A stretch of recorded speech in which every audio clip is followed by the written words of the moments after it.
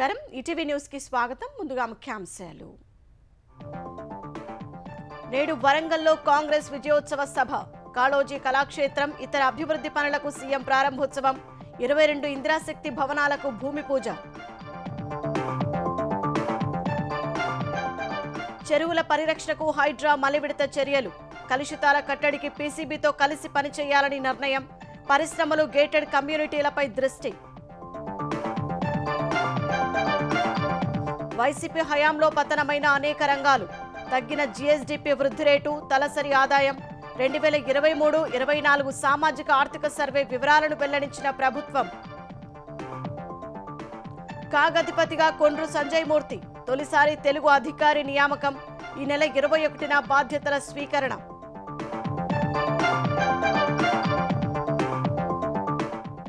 యుద్ధాలతో దక్షిణాది దేశాల్లో ఆహార ఇంధన సంక్షోభం G20 సదస్సులో ప్రధాని మోదీ ఆందోళన బైడెన్ సహా వివిధ దేశాధినేతలతో చర్చలు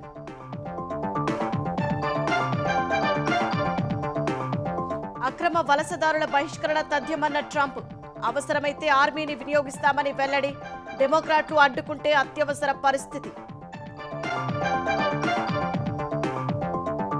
నింగిలోకి జీశాట్ 20 సమాచార ఉపగ్రహం స్పేస్ ఎక్స్ ఫాల్కన్ 9 రాకెట్ ద్వారా ఇస్రో ప్రయోగం మారుమూల ప్రాంతాలకు ఇంటర్నెట్ సేవలే లక్ష్యం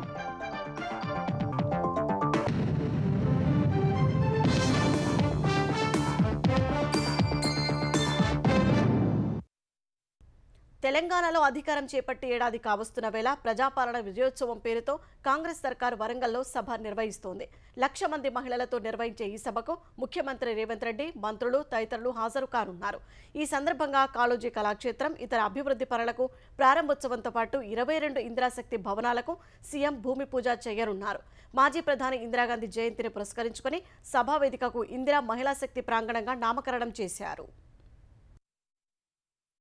కాంగ్రెస్ పార్టీ తెలంగాణలో అధికారం చేపట్టి ఏడాది పూర్తవుతున్న సందర్భంగా నిర్వహిస్తున్న విజయోత్సవాలకు వరంగల్ ముస్తాబైంది ఎన్నికల్లో ప్రజలకిచ్చిన హామీలు అమలు చేయడంతో పాటు అభివృద్ధి సంక్షేమ కార్యక్రమాల్ని ప్రజలకు వివరించేందుకు విజయోత్సవాల్ని జరపాలని నిర్ణయించిన రేవంత్ సర్కార్ అందులో భాగంగా తొలి సభ వరంగల్లో నిర్వహిస్తోంది మాజీ ప్రధాని ఇందిరాగాంధీ జయంతి రోజును పురస్కరించుకుని 1,00,000 మంది మహిళలతో సభ నిర్వహించనుంది ఇటీవల శాసనసభ పోరులో ఉమ్మడి వరంగల్ జిల్లాలోని 12 అసెంబ్లీ స్థానాలకు గాను 10లో కాంగ్రెస్ జయకేతనం ఎగురవేసింది ఆ తర్వాత station Ghanpur MLA Kadiyam Srihari party కండువా కప్పుకోవడంతో కాంగ్రెస్ బలం 11కు పెరిగింది ఇక వరంగల్ మహబూబాబాద్ పార్లమెంటు స్థానాల్లోనూ విజయ దుందుబి మోగించడంతో ఓరుగల్లు తమకు కంచుకోటగా భావించి తొలి విజయోత్సవ సభను వరంగల్లో నిర్వహిస్తోంది ఇద్దరు మంత్రులు కొండా సురేఖ సీతక్క అక్కడ్నుంచే ప్రాతినిధ్యం వహించడం సమ్మక్క సారళమ్మ రాణి రుద్రమదేవి నడయాడిన నేల కావడంతో మహిళా సభ నిర్వహణకు వరంగల్ సముచితమని భావించిన సర్కార్ విజయోత్సవాలు జరుపుతోంది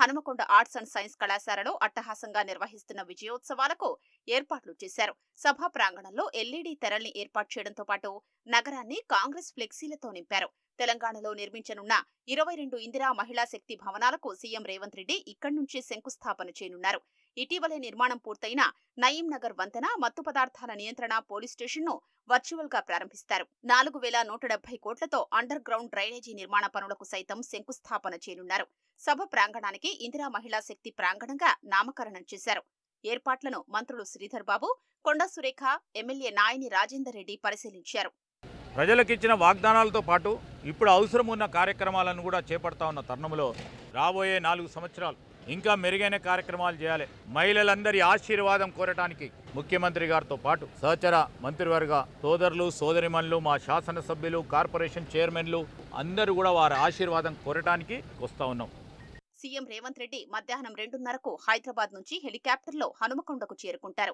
సమీపంలోని కాళోజీ కళాక్షేత్రం ప్రారంభోత్సవాల్లో పాల్గొని ఆర్ట్ గ్యాలరీని సందర్శిస్తారు అనంతరం ఆర్ట్స్ కళాశాలలోని విజయోత్సవ వేదికకు చేరుకుంటారు మహిళా శక్తి మేళాను సందర్శించడంతో పాటు ఇందిరా మహిళా శక్తి పథకంలో భాగంగా లబ్ధిదారులకు చెక్కులు పంపిణీ చేస్తారు అనంతరం తిరిగి హైదరాబాద్ చేరుకుంటారు తెలంగాణలో వరి సాగు పెరగటానికి కాళేశ్వరం ప్రాజెక్టుతో సంబంధం లేదని సీఎం రేవంత్ రెడ్డి అవగాహన లేకుండా మాట్లాడుతున్నారని బీఆర్ఎస్ నేత వినోద్ కుమార్ ఆక్షేపించారు. ఎల్లంపల్లి మిడ్ మానేరు నుంచి నీటి పంపింగ్ కాళేశ్వరం ప్రాజెక్టులో భాగం కాదా అని ప్రశ్నించారు. తట్టెడు మన్ను కూడా తీయని సీఎంకు పండిన ధాన్యాన్ని తన ఖాతాలో వేసుకునే హక్కు లేదన్నారు. కేసీఆర్ తీసుకున్న రైతు అనుకూల విధానాలు వరి సాగు విస్తీర్ణం పెరగటానికి కారణమన్నారు. మూసీకి రేవంత్ రెడ్డి తెస్తానంటున్న నీళ్లు కాళేశ్వరం ప్రాజెక్టువే కదా అని వినోద్ కుమార్ అన్నారు. తెలంగాణ డెక్కన్ పీఠభూమి ఎత్తైన ప్రాంతాల్లో ఉన్నది. గోదావరి నది అది ప్రవహించేది మీన్ సీ లెవెల్కి లోయర్ లెవెల్లో ప్రవహిస్తుంది. దాన్ని లిఫ్ట్ చేయడమే ఈ ప్రాజెక్ట్ యొక్క ఉద్దేశం. ఎల్లంపల్లి నుండి వర్షాలు లేటుగా పడ్డప్పుడు జూన్ జూలైలో లిఫ్ట్లు పెట్టలేదు. రైతుకు ధైర్యం ఇచ్చింది ఎవరు? గత ప్రభుత్వం, తెలంగాణ ఉద్యమ నేత కేసీఆర్ గారు. హైదరాబాద్ నగరంలోని చెరువులను పరిరక్షించడమే కాకుండా అవి కాలుష్యం బారిన పడకుండా కాలుష్య నియంత్రణ మండలితో కలిసి పనిచేసేందుకు హైడ్రా సిద్ధమైంది. పీసీబీ సభ్య కార్యదర్శి జి రవితో సమావేశమైన హైడ్రా కమిషనర్ రంగనాథ్ కాలువలు, చెరువుల్లో పారిశ్రామిక వ్యర్థాలు కలవకుండా తీసుకోవాల్సిన జాగ్రత్త చర్యలపై చర్చించారు. చెరువులు, కాలువల్లో కలిపే పారిశ్రామిక వ్యర్థాలు ఏ కంపెనీ అనేది గుర్తించేందుకు ప్రత్యేక వ్యవస్థ ఏర్పాటు చేయాలని నిర్ణయం తీసుకున్నారు. త్వరలో పారిశ్రామిక వర్గాలతో సమావేశమై నిబంధనలు పాటించాలని, లేకుంటే కఠిన చర్యలు ఉంటాయని సూచించనున్నారు. స్థానికులు, పర్యావరణవేత్తలు, విద్యార్థులతో కలిసి చెరువుల పరిరక్షణ కమిటీలను ఏర్పాటు చేసి చెరువుల్లో కాలుష్య నియంత్రణకు చర్యలు తీసుకోనున్నట్లు రంగనాథ్ వివరించారు. ఇంతవరకు బొగ్గు, విద్యుత్ను ఉత్పత్తి చేసిన సింగరేణి మరో రంగంలోకి అడుగుపెట్టనుంది. దేశంలోనే ప్రథమంగా కార్బన్ డయాక్సైడ్ నుంచి మిథనాల్ను ఉత్పత్తి చేయనుంది. సింగరేణి థర్మల్ విద్యుత్ కేంద్రంలో బొగ్గు మండించగా వెలువడే 500 కేజీల కార్బన్ డయాక్సైడ్ను హైడ్రోజన్ సాయంతో మిథనాల్ను తయారు చేయనుంది. ఇప్పటికే ప్రారంభమైన ప్రయోగాత్మక ప్లాంట్ నిర్మాణం ఏడాది చివరి నాటికి పూర్తవుతుందని సింగరేణి సీఎండీ బలరాం తెలిపారు. త్వరలో ప్రభుత్వ అనుమతితో ప్రారంభించనున్నట్లు చెప్పారు. దేశీయ అవసరాలకు వినియోగిస్తున్న 120 మిలియన్ టన్నుల మిథనాల్లో 80 మిలియన్ టన్నులు దిగుమతి చేసుకుంటున్నారు. ప్రయోగాత్మకంగా చేపట్టిన ఈ ప్రాజెక్టు విజయవంతమైతే భవిష్యత్తులో ఏర్పాటు చేసే ప్లాంట్ల ద్వారా దేశానికి ఆర్థికంగా ఎంతో లబ్ధి చేకూరనుంది. వైసీపీ పాలనలో అన్ని రంగాలు ఎలా అస్తవ్యస్తంగా మారాయో 2023-24 సామాజిక ఆర్థిక సర్వే కళ్ల ముందుంచింది. 2022-23తో పోలిస్తే జీఎస్డీపీ వృద్ధిలో 3.1% తగ్గిపోయింది. తలసరి ఆదాయం 1.21% పడిపోయింది. వ్యవసాయ, పారిశ్రామిక, సేవా రంగాలు గత ఏడాది నేలచూపే చూశాయి. సాగు, ఆహార ధాన్యాల ఉత్పత్తి కూడా భారీగా పడిపోయింది. సుస్థిర అభివృద్ధి సూచికలో రాష్ట్రం 3వ స్థానం నుంచి 9వ స్థానానికి దిగజారిందని సామాజిక ఆర్థిక సర్వే వెల్లడించింది.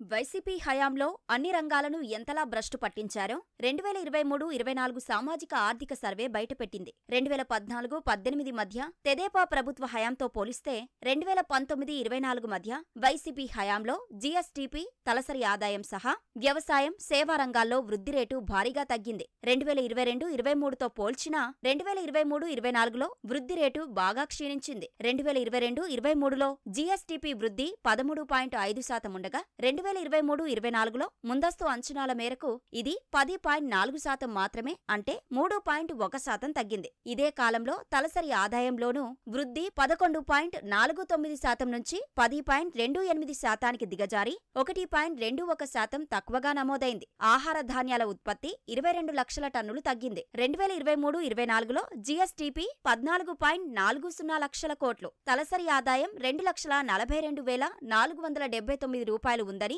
సోమవారం శాసనసభలో ప్రవేశపెట్టిన సామాజిక ఆర్థిక సర్వే 2023-24 వివరాలను ప్రభుత్వం వెల్లడించింది. వైసీపీ పాలనలో వ్యవసాయంలో వృద్ధి రేటు భారీగా తగ్గింది. ఒక్క ఏడాది కూడా 10% మించలేదు. 2022-23లో 3%, గతేడాది మరింత ఘోరంగా 1.69% మాత్రమే ఉంది. రాష్ట్ర విభజన తర్వాత ఎప్పుడూ ఇలాంటి పరిస్థితి లేదు. తమ పాలనలో వ్యవసాయం అద్భుతమంటూ 5 ఏళ్ల పాటు తమ భుజాలు తామే చరుచుకోవడం తప్పితే వాస్తవ ప్రగతి మాత్రం శూన్యమని సామాజిక ఆర్థిక సర్వే స్పష్టం చేసింది. రైతుల ఆదాయం, సాగు విస్తీర్ణం ఏటికేడు తగ్గిపోయాయి. ఆహార ధాన్యాల ఉత్పత్తి క్షీణించింది. 2022-23లో 92 లక్షల ఎకరాల్లో ఆహార ధాన్యాల పంటలు వేయగా 2023-24లో 13.15% తగ్గి కేవలం 83 లక్షల ఎకరాల్లోనే సాగయ్యాయి. ఇదే కాలంలో ఉత్పత్తి కూడా 168.41 లక్షల టన్నుల నుంచి 146.65 లక్షల టన్నులకు పడిపోయింది. అంటే 2022-23 నాటితో పోలిస్తే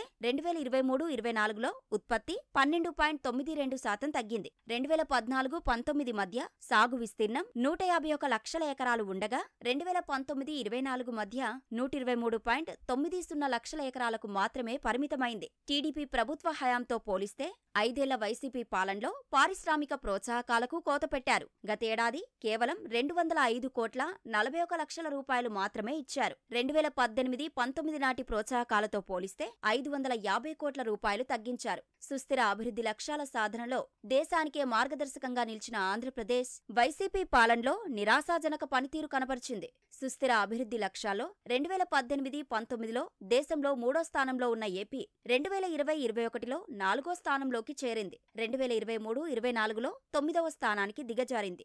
ఆరోగ్యం, సంతోషకర జీవనాల్లోనూ 2020-21లో 7వ స్థానంలో ఉన్న రాష్ట్రం 11వ స్థానానికి, పారిశ్రామిక వృద్ధిలో 6 నుంచి 16, పరిశ్రమలు, మౌలిక సౌకర్యాల్లో 13 నుంచి 21వ స్థానానికి పడిపోయింది. నాడు నేడు అంటూ ఊదరగొట్టిన సర్కారు బడుల్లో విద్యార్థుల సంఖ్య 2 లక్షలు తగ్గింది. 2018-19లో ప్రభుత్వ పాఠశాలల్లో 36.14 లక్షల మంది విద్యార్థులుండగా 2023-24లో 34.14 లక్షల మంది మాత్రమే ఉన్నారు. వైసీపీ హయాంలో నిత్యావసర వస్తువుల ధరలు విపరీతంగా పెరిగాయి. బియ్యం, కందిపప్పు, చింతపండు, ఉల్లిపాయలు వంటి వాటి ధరలు పైపైకి ఎగబాకాయి. జగన్ హయాంలో విమానయాన రంగం పూర్తిగా డీలా పడింది. ఏపీ ప్రగతికి ఒక సూచీగా భావించే ఆ రంగంలో వృద్ధి కనిపించలేదు. అంతర్జాతీయ ప్రయాణికుల రాకపోకలు సగానికి సగం తగ్గాయి. 2018-19లో వివిధ దేశాల నుంచి ఏపీకి 1,21,630 మంది రాకపోకలు సాగిస్తే 2023-24 నాటికి ఆ సంఖ్య 66,192కు పడిపోయింది. అంటే సుమారు 45.58% మేర ప్రయాణికులు తగ్గిపోయారు. రాష్ట్రంలోని విమానాశ్రయాల నుంచి వివిధ నగరాల మధ్య ప్రయాణించే వారి సంఖ్య కూడా స్వల్పంగా తగ్గింది. ఆంధ్రప్రదేశ్ స్టాంపులు రిజిస్ట్రేషన్ల శాఖ అందిస్తున్న వివిధ రకాల సేవలు మరింత సులభతరమయ్యాయి. సబ్ రిజిస్ట్రార్ కార్యాలయం లేదా మీ సేవా కేంద్రానికి వెళ్లాల్సిన అవసరం లేకుండానే ఈసీ, సీసీ సేవలు పొందే సదుపాయం ప్రభుత్వం కల్పించింది. ఆన్లైన్లో తగిన రుసుం చెల్లించి క్షణాల్లో పొందవచ్చు. గతంలో ఎన్కంబరెన్స్ సర్టిఫైడ్ కాపీ కోసం మీ సేవా కేంద్రాల్లో దరఖాస్తు చేసుకోవాల్సి వచ్చేది. సబ్ రిజిస్ట్రార్ కార్యాలయం అనుమతి ఇచ్చిన తర్వాత మీ సేవా కేంద్రాల్లో డాక్యుమెంట్ తీసుకోవాల్సి వచ్చేది. ఫలితంగా 2-3 రోజుల సమయం పట్టేది. సెలవులు వస్తే మరింత ఆలస్యమయ్యేది. మీ సేవా కేంద్రానికి కనీసం 2-3 సార్లు తిరగాల్సి వచ్చేది. ఇప్పుడు ఆ పరిస్థితి లేకుండా తక్కువ వ్యవధిలో డాక్యుమెంట్లు పొందే సదుపాయం ప్రభుత్వం కల్పించింది. ఏపీలో కూటమి ప్రభుత్వం ఇవాళ అసెంబ్లీలో 4 బిల్లులను ప్రవేశపెట్టనుంది. సహకార సొసైటీల చట్ట సవరణ బిల్లును మంత్రి అచ్చెన్నాయుడు, ఎక్సైజ్ చట్ట సవరణ బిల్లు, విదేశీ మద్యం వాణిజ్యం చట్ట సవరణ బిల్లు, ప్రొహిబిషన్ చట్ట సవరణ బిల్లులను మంత్రి కొల్లు రవీంద్ర ప్రవేశపెట్టనున్నారు.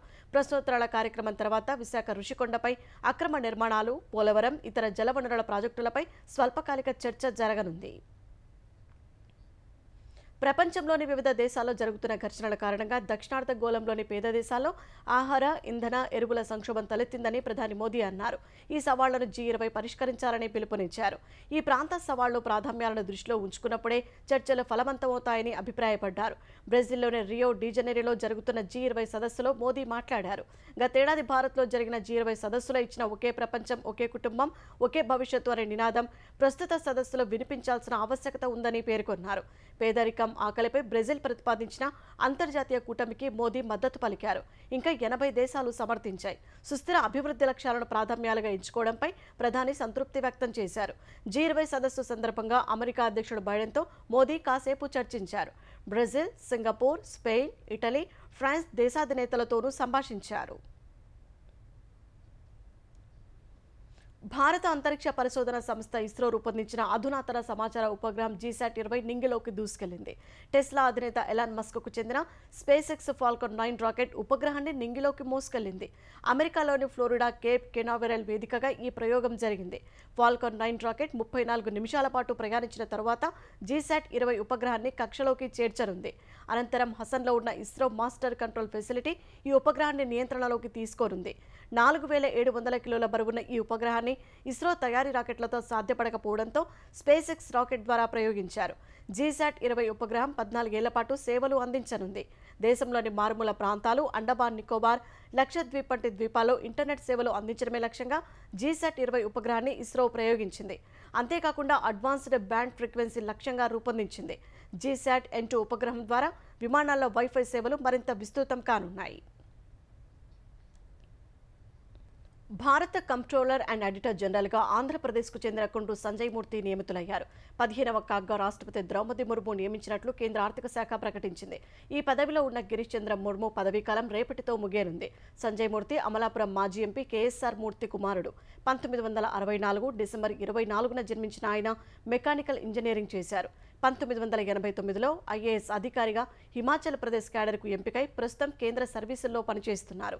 2021 సెప్టెంబర్ నుంచి జాతీయ ఉన్నత విద్యా కార్యదర్శిగా ఉన్న సంజయ్ మూర్తి కేంద్ర ప్రభుత్వం ప్రవేశపెట్టిన నూతన విద్యా విధానం అమలులో క్రియాశీల పాత్ర పోషించారు. వచ్చే నెలలో ఉద్యోగ విరమణ చేయాల్సి ఉన్న సంజయ్ సేవలను గుర్తించిన కేంద్రం ఆయనకు కాగ్ బాధ్యతలు అప్పగించింది. తూర్పు పశ్చిమ గోదావరి జిల్లాలు కృష్ణా గుంటూరు పట్టభద్రుల ఓటర్ల జాబితా రూపకల్పనపై రాష్ట్ర ఎన్నికల ప్రధానాధికారి కీలక ఆదేశాలు జారీ చేశారు. నవంబర్ 1 నాటికి అర్హులైన ఓటర్ల నమోదు ప్రక్రియ చేపట్టాలని ఆదేశాల్లో పేర్కొన్నారు. ఆన్లైన్లో దాఖలు చేసిన దరఖాస్తులను పరిశీలన చేయాలని తహసీల్దార్లకు సూచించారు. మహిళా ఓటర్ల ఇంటి పేరు విషయంలో కేంద్ర ఎన్నికల సంఘం కొన్ని సూచనలు జారీ చేసింది. వివాహమైన మహిళా ఓటర్ల ఇంటి పేరు విద్యా ధృవీకరణ పత్రాలతో సరిపోలకపోయినా దరఖాస్తులను తిరస్కరించవద్దని స్పష్టం చేసింది. ఓటర్ల ముసాయిదా జాబితాపై అభ్యంతరాలకు తుది గడువు డిసెంబర్ 9 వరకు ఓటరు నమోదు ఫామ్ 18 దరఖాస్తులు చేసుకోవచ్చని పేర్కొంటూ ఆదేశాలు ఇచ్చింది. ఈ మేరకు రాష్ట్ర ఎన్నికల ప్రధాన అధికారి వివేక్ యాదవ్ ఆదేశాలు జారీ చేశారు. అంతర్జాతీయ పురస్కారం అందుకున్న పరుచూరు ఎమ్మెల్యే ఏలూరి సాంబశివరావుపై సీఎం చంద్రబాబు ప్రశంసల జల్లు కురిపించారు. Britain parliament visionary reader award లభించడంపై ఎమ్మెల్యే ఏలూరికి అధినేత చంద్రబాబు ఫోన్లో ప్రత్యేకంగా అభినందనలు తెలిపారు. దేశవ్యాప్తంగా ముగ్గురులో ఆంధ్రప్రదేశ్ నుంచి ఎమ్మెల్యే ఏలూరికి అరుదైన గౌరవం గుర్తింపు లభించడంపై హర్షం వ్యక్తం చేశారు. ఆంధ్రప్రదేశ్కు అరుదైన అవకాశం లభించిందని, పరుచూరు నియోజకవర్గాన్ని అగ్రగామిగా నిలపాలని పిలుపునిచ్చారు. ప్రజాసేవ, అన్ని వర్గాల ప్రజల అభ్యున్నతికి ఏలూరి చూపుతున్న దార్శనికతపై ప్రత్యేకంగా శుభాకాంక్షలు తెలిపారు. మంత్రులు అనగాని అచ్చెన్నాయుడు, గొట్టిపాటి రవికుమార్, డోలా బాల వీరాంజనేయ స్వామి, కొల్లు రవీంద్ర, రాంప్రసాద్ రెడ్డి తదితరులు ఏలూరి సాంబశివరావుకు అభినందనలు తెలిపారు. తెలంగాణను ప్రపంచ స్థాయి కృత్రిమ మేధా కేంద్రంగా తీర్చిదిద్దే లక్ష్యంతో కాంగ్రెస్ ప్రభుత్వం పనిచేస్తోందని ఐటీ పరిశ్రమల శాఖ మంత్రి శ్రీధర్బాబు తెలిపారు. కృత్రిమ మేధ ద్వారా అన్ని రంగాల్లో అద్భుత ఫలితాలు వస్తున్నాయని ప్రపంచవ్యాప్తంగా నిరూపితమవుతోందన్నారు. ఐటీ పరిశ్రమల శాఖలోని లైఫ్ సైన్సెస్ ఆధ్వర్యంలో ఆరోగ్య రంగంలో కృత్రిమ మేధ అనే అంశంపై నిర్వహించిన సదస్సులో మంత్రి శ్రీధర్బాబు పాల్గొన్నారు. ఏఐజీ ఆసుపత్రికి చెందిన డాక్టర్ నాగేశ్వర్ రెడ్డితో పాటు పలువురు ప్రముఖ వైద్యులు ఆరోగ్య రంగంలో కృత్రిమ మేధను ఏ విధంగా ఉపయోగించుకోవచ్చనే అంశంపై మాట్లాడారు. భవిష్యత్తులో ఆర్టిఫిషియల్ ఇంటెలిజెన్స్ రంగం సంబంధించి మన రాష్ట్రం హైదరాబాదు ఒక గ్లోబల్ క్యాపిటల్గా కావాలనే ఒక ఆలోచనతోనే ఈ సదస్సులు నిర్వహిస్తూ పోతా ఉన్నాం. దీనికి పెద్ద ఎత్తున స్పందన వస్తూ ఉంది. చాలామంది వచ్చి వారి అనుభవాలు తెలియజేస్తూ ఉన్నారు. వారి ఆలోచనలు తీసుకొని రాష్ట్ర ప్రభుత్వం కూడా మా ఐటీ డిపార్ట్మెంటు వివిధ డిపార్ట్మెంట్స్తోని సమన్వయం చేసుకొని ముందుకెళ్లడం జరుగుతుంది.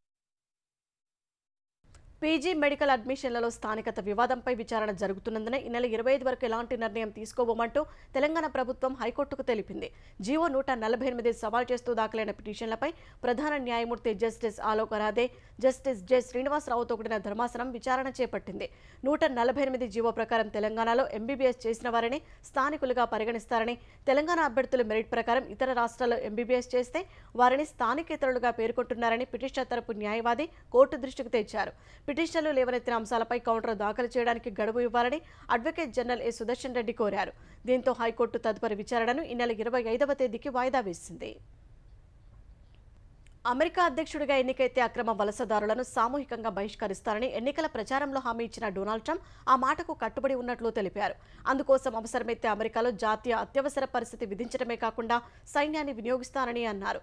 అమెరికా అధ్యక్ష బాధ్యతలు చేపట్టిన తర్వాత ట్రంప్ సామూహిక బహిష్కరణ చేయబోతున్నారని నివేదికలు అందుతున్నట్టు ఓ రైట్ వింగ్ వ్యాఖ్యాత గతవారం సామాజిక మాధ్యమాల్లో పోస్టు పెట్టారు. అవును అని ఒక పదంతో ట్రంప్ ప్రతిస్పందించారు. కస్టమ్స్ ఎన్ఫోర్స్మెంట్ డైరెక్టర్ టామ్ హోమన్ను బోర్డర్ జార్గా నియమించనున్నట్టు ట్రంప్ ప్రకటించారు. పాడ్కాస్ట్లో మాట్లాడిన హోమన్ సామూహిక బహిష్కరణకు సహకరించబోమని ప్రకటించిన డెమోక్రటిక్ పాలిత రాష్ట్రాలు కాలిఫోర్నియా, ఇల్లినాయిస్, మసాచుసెట్స్ను హెచ్చరించారు. ఈ చెత్త అంతా జనవరి 20న ముగుస్తుందని వ్యాఖ్యానించారు. జాతీయ భద్రత లక్ష్యంగా క్రిమినల్ రికార్డు కలిగిన 4.25 లక్షల మంది అక్రమ వలసదారులను బహిష్కరించనున్నట్లు తెలిపారు. వారు కోర్టు కేసులు ఎదుర్కొంటున్నారని, అనుకూలంగా తీర్పు రాకపోతే తమ దేశాలకు వెళ్లిపోవాల్సి ఉంటుందని హోమన్ తెలిపారు. మరోవైపు చట్టబద్ధమైన వలసదారులకు ఎలాంటి ఇబ్బంది లేదన్నారు. లెబనాన్ రాజధాని బీరుట్లోని ఐక్యరాజ్య సమితి ప్రధాన కార్యాలయానికి సమీపంలో ఇజ్రాయెల్ దాడులకు పాల్పడినట్టు తెలుస్తోంది. 2 క్షిపణులు జొకాక్ అల్ బ్లాట్లో జనసాంద్రత గల నివాస ప్రాంతాన్ని తాకినట్లు లెబనాన్ అధికారిక మీడియా తెలిపింది. ఈ దాడిలో 5 మృతి చెందారని 20 మందికి పైగా గాయపడ్డారని పేర్కొంది. దాడి జరిగిన ప్రాంతానికి దగ్గరలోనే పార్లమెంటు సహా ప్రధాని అధికారిక నివాసం, దౌత్య కార్యాలయాలు ఉన్నట్టు పేర్కొంది. కాల్పుల విరమణ చర్చల కోసం అమెరికా రాయబారి తన పర్యటనను ఆలస్యం చేశారనే వార్తల నేపథ్యంలో ఈ దాడి జరిగినట్టు తెలుస్తోంది. ఈ దాడిపై ఇజ్రాయెల్ ఇప్పటి వరకు స్పందించలేదు. దక్షిణ లెబనాన్లో ఉద్రిక్తతల నేపథ్యంలో జొకాక్ అల్ బ్లాట్ సహా చాలా ప్రాంతాల్లో నిరాశ్రయులు ఆశ్రయం పొందుతున్నారు. ఢిల్లీ మాజీ మంత్రి కైలాష్ గెహ్లోట్ బీజేపీలో చేరడంతో హస్తిన రాజకీయాలు ఆసక్తిగా మారాయి. జాట్ వర్గానికి చెందిన కైలాష్ గెహ్లోట్ బీజేపీలో చేరడంతో ఆయన స్థానాన్ని మరో జాట్ నేతతో భర్తీ చేయనుంది. నాంగ్లై జాట్ ఎమ్మెల్యే రఘువిందర్ షోకిన్ను అతిషి కేబినెట్లోకి తీసుకున్నట్లు ఆప్ ప్రకటించింది. ఇదే క్రమంలో కాంగ్రెస్ మాజీ ఎమ్మెల్యే సుమేష్ షోకిన్ ఆప్ జాతీయ కన్వీనర్ కేజ్రీవాల్ సమక్షంలో పార్టీలో చేరారు. ఢిల్లీలో దాదాపు 100 గ్రామాల్లో జాట్లు, గుజ్జల జనాభా అధికంగా ఉంది. ఢిల్లీలో అధికారంపై గురిపెట్టిన బీజేపీ గ్రామీణ ఢిల్లీలో అధిక స్థానాలు కైవసం చేసుకోవాలని భావిస్తోంది. మరోవైపు తాము చేసిన అభివృద్ధి పనులే గ్రామీణ ప్రాంతాల్లో మరోసారి అత్యధిక స్థానాలు తెచ్చిపెడతాయని ఆప్ ధీమాగా ఉంది. 70 అసెంబ్లీ స్థానాలను ఢిల్లీ శాసనసభకు ఫిబ్రవరిలో ఎన్నికలు జరిగే అవకాశం ఉంది.